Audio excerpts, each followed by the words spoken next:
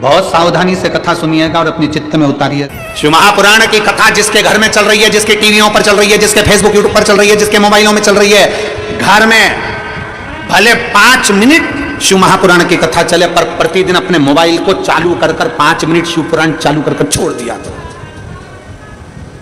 घर में टीवियों पर अगर कथा आए तो भले सुनो चाहे नहीं सुनो, 5-10 मिनट उस टीवी को चालू कर छोड़ा करो, जिससे वो शिव महापुराण के शब्द हमारे घर के वातावरण को शुद्ध करें। प्रभु बाबा भोलेनाथ ने कहा, पार्वती जब चौसर खेलते समय तूने मेरे वस्त्र लिए, मैं जल क्रीड़ा करने के लिए जल में तप करने के लिए बैठा, तप के करने से मेरे शरीर से पसीना बह निकला, उस पसीने से 5 धाराएं प्रकट हो गई, उस 5 धारा से गंगा जी की गोद से मेरी ये 5 बेटियां प्रकट हुई है। पहली जया, दूसरी विषहरा, तीसरी शामली बारी, चौथी देव और 5वीं दो तली।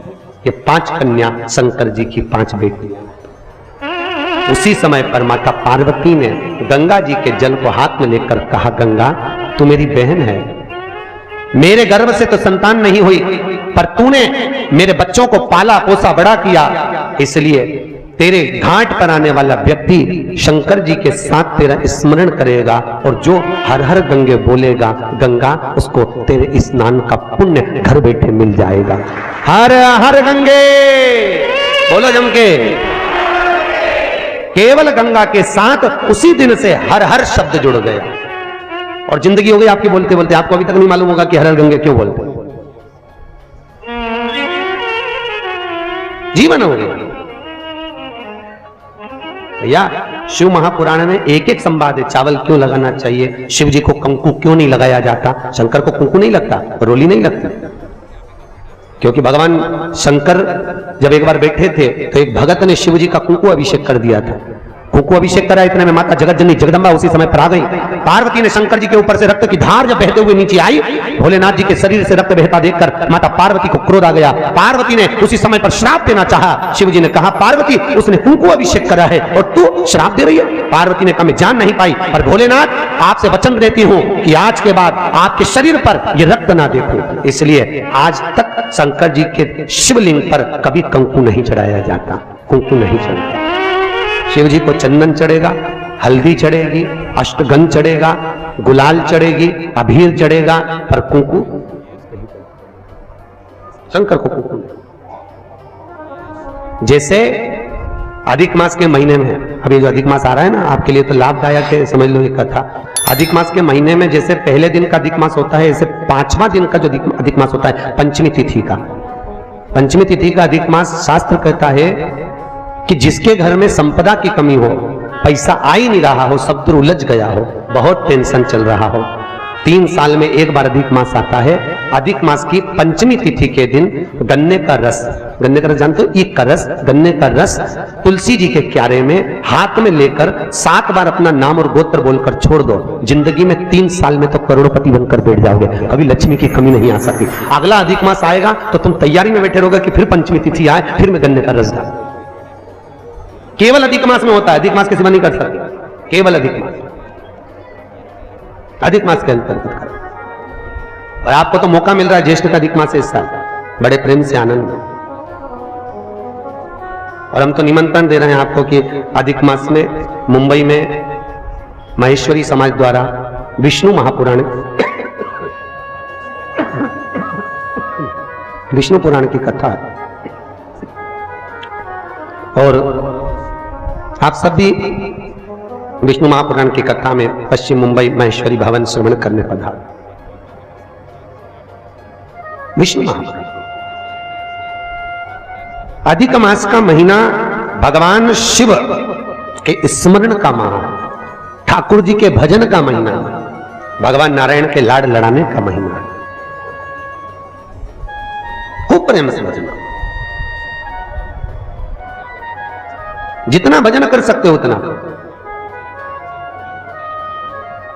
और काउंट कर कर नहीं कि कितना भजन करा है। कई लोग हाथ में वो बटन दबाते रहते हैं, राम राम राम राम, काउंट नहीं करना है, कर लो जितना कर सकते हो। अधिक मास के महीने में जितना पुण्य कमा सकते हो कमा। भजन चित्त करिए। आज शिव महापुराण की कथा कहती है, माता पार्वती के सम्मुख में पांचों कन्याओं को देखकर गंगा जी के सम्मुख में जब बात प्रसिद्ध करी, तब माता पार्वती से शिव जी ने कहा, ये मेरी 5 बेटियां हैं। पार्वती जी ने पांचों को गले से लगाया। भगवान भोलेनाथ बोले, पार्वती, ये जल की तरंगों में प्रवाहित होने के कारण इनका शरीर सर्प की आकृति में रहेगा। सर्प की आकृति। और वो 5 कन्या शंकर भगवान की 5 सर्प रूप की बेटियां हुई। सर्प रूप। आज भी नाग पंचमी के दिन घर के दरवाजे पर, घर के दोनों ओर, अब इधर पूछते कि नहीं पूछते मालूम नहीं, पर नाग पंचमी के दिन 5 सर्प ये बनाते हैं। 5 सर्प बनाए जाते हैं। वो शंकर भगवान की 5 बेटियां बनाई जाती है और नाग पंचमी के दिन उनकी पूजा होती है। नाग पंचमी।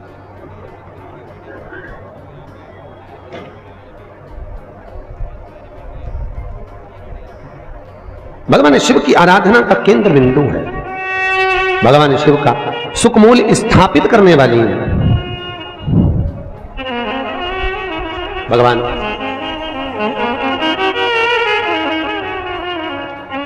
भगवान शिव ने 5 कन्याओं को आशीर्वाद दिया, माता पार्वती को समझाया, ज्ञानोपदेश प्रदान किया। समय आया और आज भगवान शिव विराजमान थे और भगवान शंकर के नयन बंद करने पर शिव जी के नयन से बंद करते ही एक अश्रु निकला। उस आंसू से अंधकासुर का जन्म हो गया। और जैसे अंधकासुर जन्मा, माता पार्वती ने उस बालक को गोदी में ले लिया। पार्वती ने जैसी गोदी में लिया, ये मेरा पुत्र है। भगवान शिव बोले, पार्वती इसको उठाकर समुद्र में फेंक दे। पार्वती जी ने समुद्र में बालक को नहीं फेंका। महाराज मैं इसको फेंकूंगी नहीं, आपके शरीर से प्रकट हुआ है, यह आपका पुत्र है। भगवान भोलेनाथ बोले, पार्वती मेरे नयन बंद करने पर अगर प्रकट हुआ है तो उसकी कोई तुलना, कोई मान्यता नहीं। फेंक दे इसको समुद्र में। पार्वती मैया ने नहीं फेंका। थोड़ा रिटर्न बढ़ूंगा। पार्वती मैया नहीं फेंकी। और जब माता पार्वती ने, बस ठीक है, पार्वती मैया जब नहीं फेंकी, शिवजी ने फिर कहा, पार्वती इस बालक को फेंक समुद्र में। पार्वती ने नहीं फेंका। ये आपका पुत्र है, मैं नहीं फेंकूंगी। बहुत समझाया, नहीं माना। शिवजी को क्रोध आया। तब माता पार्वती ने अंधकासुर को समुद्र में डाला। डालते ही उस बालक को हिरण्याक्ष ने पकड़ लिया। हिरण्याक्ष ने उसको पाल पोस कर बड़ा करा। हिरण्याक्ष को बड़ा करा। समय आया, जैसे हिरण्याक्ष ने जैसे ही अंधकासुर को बड़ा किया, पाल पोस कर तैयार किया, समय आने पर भगवान नारायण ने बराह अवतार धारण कर कर हिरण्याक्ष के प्राणों को हर लिया, पृथ्वी को लाकर जल के ऊपर ठहरा दिया। तब उस अंधकासुर को क्रोध आया और अंधकासुर ने ब्रह्मा जी का तप कर कर वर प्राप्त करा। ब्रह्मा जी से मांगा, ब्रह्मदेव मैं वैसे तो वीर हूं पर मुझे वर देना है तो वर दीजिए, ऐसा वर दो। अंधकासुर को मालूम था कि मैं अपनी मां के गर्भ से पैदा ही नहीं हुआ। अंधकासुर ने मांगा, जिस दिन मैं अपनी मां को गलत दृष्टि से देख लूं, जिसने मुझे अपनी गोद में खिलाया हो उसको अगर गलत दृष्टि से देखूं तो मेरे प्राण छूट जाए। क्योंकि अंधकासुर को तो मालूम था कि मेरे कोई मां है, पर उसको कौन बताए कि तू पार्वती की गोद में खेला है। पार्वती की गोद। जिस दिन मैं अपनी मां को अगर गलत दृष्टि से देखूं उसी दिन मेरे प्राण छूटे, बस उस दिन मेरा अंतिम समय हो। ब्रह्मा जी ने कहा तथास्तु। और अंधकासुर बड़ा हो गया, आनंद सुख स्थापित हो गया। चारों तरफ 27 सत्ता अंधकासुर की हो गई। किसी को पृथ्वी पर रहने ही नहीं देता, सब घबरा गए। तब अंधकासुर ने अपने दूतों को बुलाकर कहा, जाओ सबसे सुंदर जो नारी हो, सबसे सुंदर जो कन्या हो, उससे मैं विवाह करूंगा, मेरे लिए लाओ। इतने में एक दूत बोला, जो सबसे सुंदर थी, जो सबसे अति रमणीय थी, उसने तो शंकर जी को पति बना लिया। अरे तो क्या हुआ, शिव को पति बनाया है, उसको मैं अपनी पत्नी बनाऊंगा। कहां रहती है? कैलाश पर। और बताओ, मां के लिए गलत दृष्टि रखकर अंधकासुर चला कैलाश पर, और आज माता पार्वती उसी समय पर सुंदर भगवान शिव के लिए आनंदमय सुंदर भांग को घोट रही। क्यों घोट रही? कई लोग कहते हैं शंकर जी को भांग प्रिय है। कौन सी पुराण में लिखा है कि शिव जी को भांग प्रिय है? कहीं लिखा? अरे बोलो तो। पूरी शिव महापुराण में, भागवत पुराण, नर्मदा पुराण, गर्ग संहिता आदि आदि के जितने शास्त्र, जितने प्रमाण देने वाले पुराण हैं, कहीं नहीं लिखा कि शंकर जी को भांग प्रिय है। शिव को भांग प्रिय नहीं है भैया। वो तो शंकर जब आपको मालूम है ना, मंथन में जब विष निकला था, विष शिव जी ने पिया था, उसकी बूंदें नीचे गिर गई थी, उससे भांग धतूरा उत्पन्न हो गया था। शंकर जी के पास में भांग रखी है, पी नहीं रहे। क्यों? शंकर जी के पास में जब भांग रहती है, चारों तरफ से जब हवा आती है, तो शिव जी ने जो जहर पिया है उससे कंठ नीला पड़ गया है। वो भांग की हवा से शंकर जी के गले को ठंडाई मिलती है। शंकर जी भांग पीते नहीं है, पर दुनिया के लोगों ने तो शंकर जी को बदनाम कर दिया। शिव जी की प्रिय, तो शिवरात्रि पे लोग घोट घोट के शंकर जी को भी भोग लगा दे और खुद भी पी जा ले। शिव जी की प्रिय, खूब घोटो। प्रियता नहीं। समुद्र मंथन में अमृत किसके हिस्से में आया था? देवताओं। विष किसके हिस्से में आया? अरे बोलो, शंकर भगवान। जो अमृत पिए वो देव, जो विष पिए वो महादेव। ताजी रोटी किसकी किस्मत में होती है? घर की बहू बेटियों के। ठंडी रोटी किसकी किस्मत में होती है? घर की डोकरी के, घर की व्रत। क्यों? मां भले रसोई घर में नहीं जाती, पर रसोई घर में प्रत्येक सांस, आप भी सांस होगी, प्रत्येक सांस घर में बहू जब भोजन बनाती है तो एक बार सांस घर में राउंड लगा कर आती है, चौके में देख कर आती है डब्बे में रोटी कितनी बची है, डब्बे में रोटी कितनी बची है।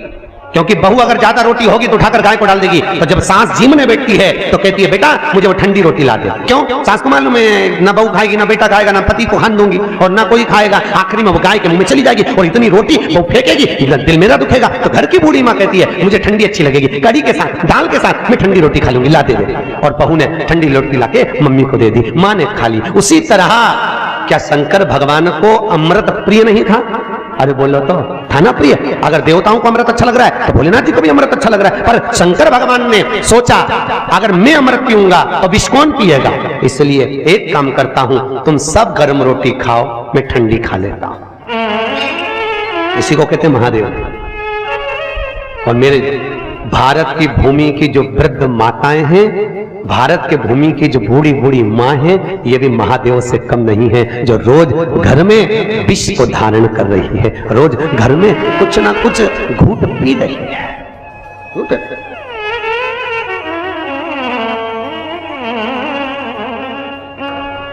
पांच बेटियों, मैंने वीडियो बंद कर दी है। अब इस आप लोगों को आवाज़ सुनाई नहीं देगी, तो जो जो सब्सक्राइब करेगा ना उसके फ़ोन में आवाज़ आने लग जाएगी। अगर आपके फ़ोन में भी आवाज़ नहीं आ रही तो सब्सक्राइब कर दो, देखो आवाज़ अपने आप चालू हो जाएगी। आप जैसे ही सब्सक्राइब करोगे आवाज़ अपने आप आने लगेगी। देखो बहुत से लोगों के फ़ोन में आवाज़ आ रही है, आपके फ़ोन में अगर अभी तक आवाज़ नहीं आ रही तो आपने सब्सक्राइब नहीं किया, सब्सक्राइब कर दो, सब्सक्राइब करो। पर नवरात्र में देवी बैठती है, अगर देवी जी की मूर्ति भी बैठती होगी ना तो आप उसको देखते रह जाओ, इतनी सुंदर माँ की मूर्त होती है। और तेरी प्रतिमा इतनी सुंदर, तू कितनी सुंदर हो। सोचो, माँ की मूर्त इतनी सुंदर है तो माँ कितनी सुंदर है, कितना सुंदर। जगदम्बा भवानी को देखा, अंधकासुर ने देखकर भवानी मैया के सम्मुख में खड़े होकर कहा, अरे ये ओगड़ी भस्मी रमाने वाला, जटाजूट बांधने वाला, उसको पति बनाकर बैठी हो, मुझे देखो। इतना तो मां से कहना था। और उसी समय भोलेनाथ जी को क्रोध आ गया, क्रोध, शिव को क्रोध आया और बाबा भोलेनाथ ने उसी समय पर अंधकार ओम श्री शिवाय। नमस्ते दर्शकों, आज की कथा में पंडित प्रदीप जी मिश्रा ने रायपुर छत्तीसगढ़ में जो कथा चल रही है उसके दौरान बहुत सारे उपाय बताए और साथ ही जो है शिव पुराण का जो है वाचन किया है। इसके साथ में जो है उन्होंने जो है भगवान शंकर और पार्वती का जो है वाचन यहाँ पर किया है। जो भी चित्र दर्शन उन्होंने किया है वो भी बहुत अच्छी तरीके से किया है। तो अगर आप भी जो है कथा को ध्यान से नहीं सुने हैं तो एक बार और कथा को ध्यान से सुन लीजिए। और अगर आपने कथा को ध्यान से सुन लिया है तो आगे आने वाली कथा को सुनने के लिए प्रतिदिन आपको इस चैनल पर जो है कथाएं मिलती रहेंगी। जो भी जहाँ का स्थान पर भी जो कथाएं चल रही है वो जो है आपको इस चैनल के माध्यम से जो है प्रतिदिन 2 भाग में जो है कथा मिलती रहेगी। तो आपको भी जो है डेली कथा देखनी है तो चैनल को सब्सक्राइब कर लें और पास में आ रहे बेल आइकन को प्रेस कर दें ताकि आपको समय पर कथा का अपडेट मिलता रहे। मिलते हैं अगली कथा में। आप लोगों को वीडियो अच्छी लगी तो यार सब्सक्राइब कर देना, और ऐसी वीडियो देखने के लिए सब्सक्राइब एक और बार कर दो यार, क्योंकि सब्सक्राइब करोगे तो हमारी सबसे पहले वीडियो आपके पास आएगी। तो सब्सक्राइब।